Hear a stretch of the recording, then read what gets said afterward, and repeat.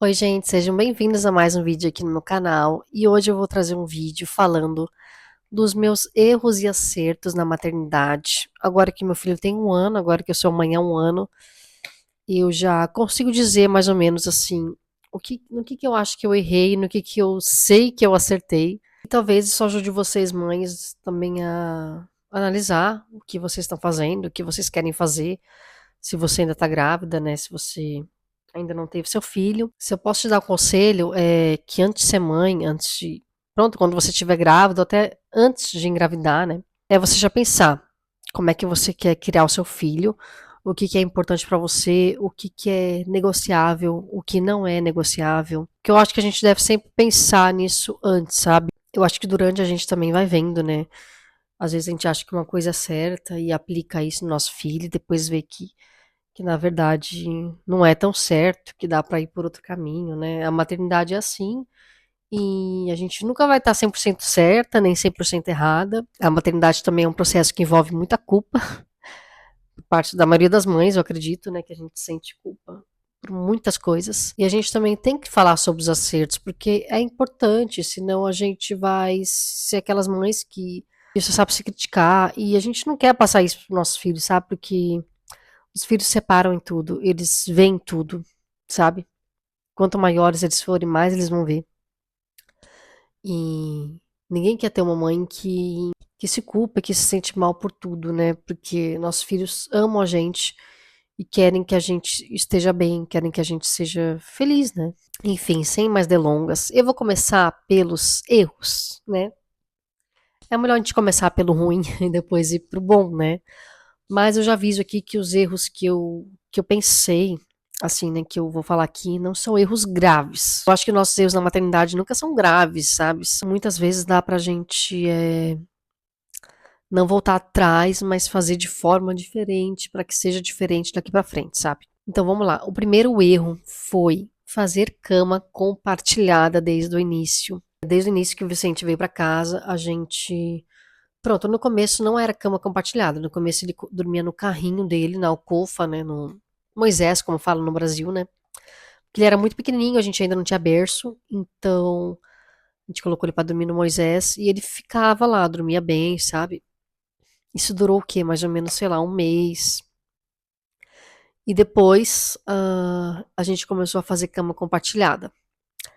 Por quê? Porque é mais fácil, né? Além de ser gostoso, você tá do lado do seu bebê, né? Grudadinha nele. É mais fácil porque o bebê dorme melhor, o bebê não acorda tanto, sabe? É o mais fácil no momento. Mas por que que foi um erro? Porque isso depois se torna difícil quando você tem que tirar, né? Você tem que tirar, né? Assim, eu não pretendo estar com meu filho de 5 anos dormindo na minha cama. Tem mães que fazem e eu não pretendo isso. Então eu quero, assim, gradualmente agora, né? Estou gradualmente colocando ele para dormir na caminha dele. A gente dorme aqui na cama de casal, eu e o Nicolas, e a gente colocou um colchãozinho no chão pra ele, de solteiro, pra ele dormir ali. Mas assim, no meio da noite ele chora, ele quer que eu fique com ele, eu fico com ele um pouco, né? Depois volto pra minha cama. Então esse processo é difícil, sabe? É difícil porque a gente acorda muito, ainda estão se acostumando a dormir sozinhos porque eles não se acostumaram a isso lá atrás, né? Mas eu acho que na maternidade é tudo assim, a gente tem que escolher o nosso difícil. E eu escolhi muito difícil. Eu escolhi o mais fácil na época, no começo. O mais fácil era fazer cama compartilhada, mas eu sabia que depois ia ser mais difícil. Mas eu sabia, sabe? Então foi uma escolha consciente, né? Não foi algo, nossa, eu achei que não seria tão difícil, sabe? Eu sabia que seria difícil, né? Mas escolha seu difícil, né? E agora tá sendo assim mais difícil colocar ele na caminha dele e ainda não coloco no quarto dele, já tenho o quarto dele, mas tô querendo fazer assim mais gradual, sabe? Primeiro no nosso quarto, colocar ele pra dormir separado da gente, né? Sem ser na nossa cama. E depois, ele se acostumando melhor, eu coloco ele no quarto dele. E o próximo erro é em relação à introdução alimentar. Quando eu comecei a estudar, né, sobre introdução alimentar, antes dele começar a comer, né? Gente, minha voz tá horrível porque eu tô gripada ainda, então eu tô rouca, eu tô com dor de garganta, Tá difícil falar. Quando eu comecei a introdução alimentar, quando eu comecei a estudar, eu estudei e eu gostei muito do método BRW, que era misturar a comidinha, a papinha amassada, né, com a fruta, com a comida mais sólida, né? Então é você dar os pedacinhos de comida para ele mexer, para ele comer, né? E também dar amassadinho, dar a comida na boca, né? E eu confesso que no início eu fiz isso, mas no início, assim, você tem que ter muita paciência, gente. Tem que ter muita paciência na introdução alimentar. E eu tive, mas eu me deixei depois levar pelo mais prático, né? Eu deixei de apresentar assim os alimentos sólidos para ele, sabe? Tipo assim, colocar na frente dele para ele comer, para ele tentar comer, sabe? E eu comecei a dar só na boquinha dele, sabe? Só a papinha, a comida na boca dele, sabe? Com a colherzinha, com o garfo. Eu dar, né? Não dar a oportunidade dele comer sozinho, sabe? Porque era mais fácil, era mais prático. Mas assim, pelo menos eu sempre diversifiquei muito a alimentação e sempre foi uma alimentação saudável, sem açúcar até os 2 anos pelo menos. E então eles não comia só comida amassadinha, eu dava comida, arroz, feijão sem amassar, franguinho, tudo, ele come até hoje. Mas eu deixei de dar os alimentos para ele tocar, para ele comer. E eu comecei, por exemplo, depois a ver vídeos, né, de bebês da idade dele que já comem com a mão, já comem tudo com a mão e são mais independentes. E como eu não insisti nisso, sabe, ele acabou ficando muito dependente de mim para comer, né. Mas eu sei que dá para voltar atrás, né. Eu agora comecei também a apresentar mais, os alimentos para ele, e ele tem gostado de pegar para comer, sabe. Mas é todo um processo, né. Eu poderia ter feito isso lá atrás, mas eu depois acabei me esquecendo e deixando para lá, sabe. Porque às vezes a gente vai pelo mais fácil, vai pelo caminho mais fácil, né. Bom, e agora eu vou falar dos acertos. O primeiro acerto que eu tive com o Vicente, eu e o pai dele, no caso, né? E que eu me orgulho muito de mim por ter conseguido isso, por hoje em dia ser algo tão natural, é não dar nenhum tipo de telas para ele. Telas, eu digo nada de TV, nem telemóvel, nem tablet, nem nada, em nenhum momento, sabe? Em nenhum momento eu dei tela para ele. Nem quando as coisas estavam muito difíceis, tipo assim, quando eu estava sozinha em casa, cuidando dele, não conseguia fazer nada, eu nunca dei tela pra ele, sabe? E eu e o Nicolas, a gente sempre teve isso muito claro, mesmo antes de ter filhos, que a gente não queria dar nenhum tipo de tela, porque a gente já sabia todos os efeitos, né, nocivos que isso tinha, as consequências que isso teria, e a gente não queria isso assim, sabe, de forma alguma. Mas eu quero deixar claro que eu não julgo nenhuma mãe que tenha que fazer isso, que tenha necessidade de fazer isso, né? Porque, claro, tem mães que são sozinhas, que não têm companheiro e não têm rede de apoio, e a única forma delas conseguirem, às vezes, fazer a comida do bebê é deixar ele com um desenho, sabe? Nem que seja só por aquele momento, sabe? Então, claro, é fácil pra mim falar, às vezes é fácil pra mim falar, né? Ah, eu não dei nenhum tipo de tela. Mas eu sempre tive o Nicolas do meu lado, me ajudando, né? Claro que tem dias que ele trabalha o dia todo e não consegue, mas eu nunca precisei dar telas, por mais que tenha dias que foi muito difícil. Eu nunca pensei, tipo, nossa, se calhar eu vou ter que colocar telas agora, se calhar eu vou ter que colocar um desenho pra ele agora. Sabe? Porque, como eu falei no começo, isso, hoje em dia, depois de um ano principalmente, já é algo tão natural que a gente já nem pensa, sabe? No começo a gente tem que pensar, no começo é tipo assim, a gente tava vendo TV os dois e tinha que um bebezinho, isso é fácil, recém-nascido é fácil, sabe? Até uns 3 meses, pelo menos, é fácil. Colocar ele de costas pra TV, ou colocar ele no carrinho, dormindo, e a gente vê TV no mesmo cômodo.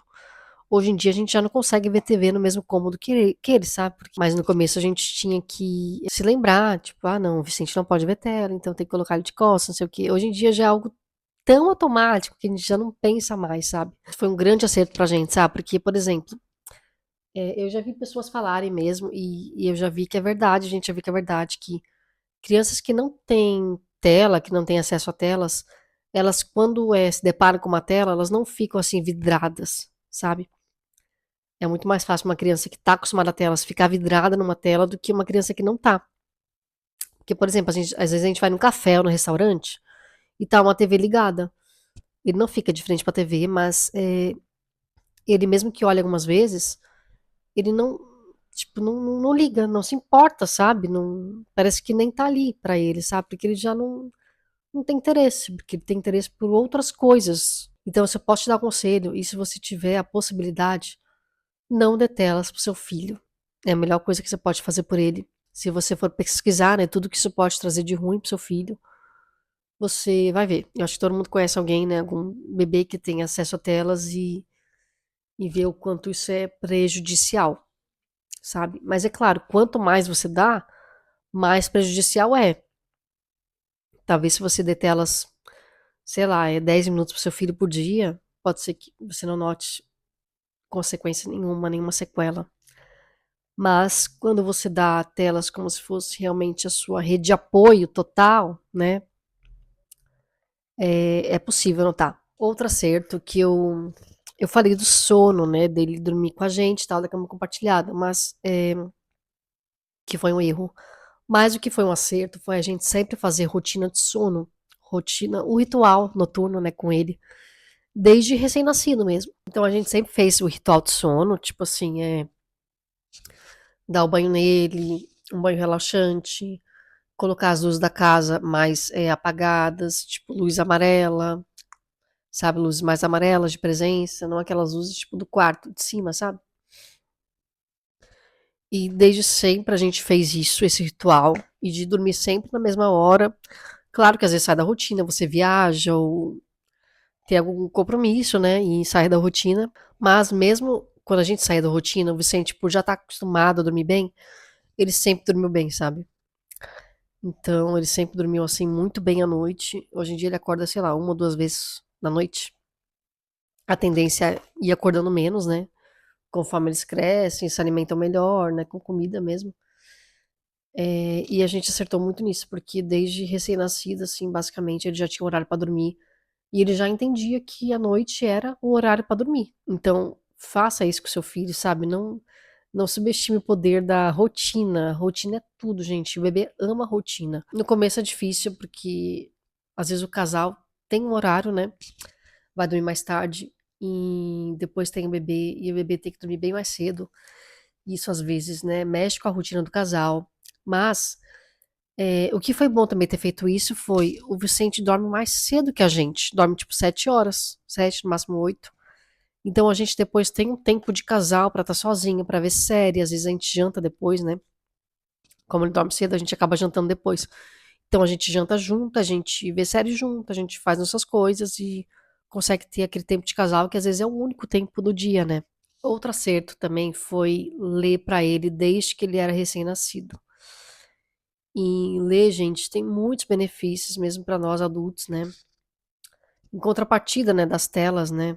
As telas não tem nada de bom, mas ler é muito bom, sabe? É muito bom pro desenvolvimento. No começo é muito bom você dar aqueles livros de contraste branco e preto. Gente, o Vicente ficava um tempão olhando para aquilo, sabe? Era a nossa rede de apoio, isso. Eram os livrinhos, era a nossa rede de apoio. Ele amava ficar olhando para aquilo, sabe? E isso você compra na Shein, é baratinho, sabe?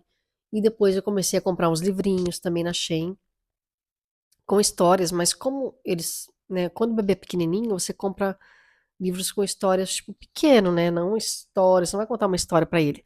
O mais importante é ter as imagens e, por exemplo, uma frase ali, sabe? Então, ele sempre gostou muito de. Ele não lê, mas eu leio pra ele, ele gosta, ele presta atenção, ele fica assim, parado, olhando, sabe? Olhando as imagens. Hoje em dia ele já abre os livros, ele vai, vira as páginas e fica vendo. E isso é ótimo, gente. Ler é maravilhoso, tanto para as crianças como nós adultos, né? Se a gente puder largar um pouco o telemóvel e ler, por exemplo, antes de dormir, principalmente, é ótimo, sabe? Eu tento fazer isso. Tem dias que eu consigo e eu vejo como é bom, porque o sono vem bem mais fácil, sabe? O sono é muito melhor quando você lê um livro antes de dormir do que quando você fica no celular só rodando a tela, sabe? E eu me esqueci de falar em um acerto que foi muito importante, que foi na amamentação. Eu consegui amamentar o Vicente até os 10 meses. E eu sinto que foi muito importante para a saúde dele, para a imunidade, porque hoje em dia ele quase não fica doente. E mesmo quando fica, ele recupera assim super fácil, sabe? Ele é um bebê muito saudável. Bom, gente, então é isso. Espero que esse vídeo tenha ajudado você como mãe e faça você também como mãe ver o que que você está acertando, o que que você está errando com o seu filho, né? A maternidade, ela não é uma linha reta. A gente vai mudar, a gente vai ter que recalcular a rota várias vezes. Às vezes a gente acha que a gente está acertando uma coisa e depois vê que na verdade não e tem que mudar. Ou a gente às vezes nem dá muito valor para uma coisa e a gente tá fazendo certo. E depois a gente vê, nossa, como foi bom fazer isso, sabe? Como eu falei dos acertos. Os acertos que a gente tem na maternidade, muitas vezes a gente não vai ver na hora. A gente vai ver depois, a gente colhe os frutos depois. Não subestime também isso que você está fazendo, que você está se dedicando, sabe? Você pode demorar para ver os frutos, mas você vai ver. E não se esqueça também que cada maternidade é única, cada pessoa tem a sua rotina, tem a sua vida. Espero que você tenha gostado do vídeo, que tenha te ajudado. Se você gosta de conteúdo de maternidade, de comprinhas, de vida em Portugal, me segue aqui para se inscreve no canal, na verdade, né? Que isso aqui não é Instagram, isso aqui é YouTube, né? Se inscreve aqui no canal, que eu tô sempre postando conteúdo novo. E beijinhos e até a próxima. Tchau!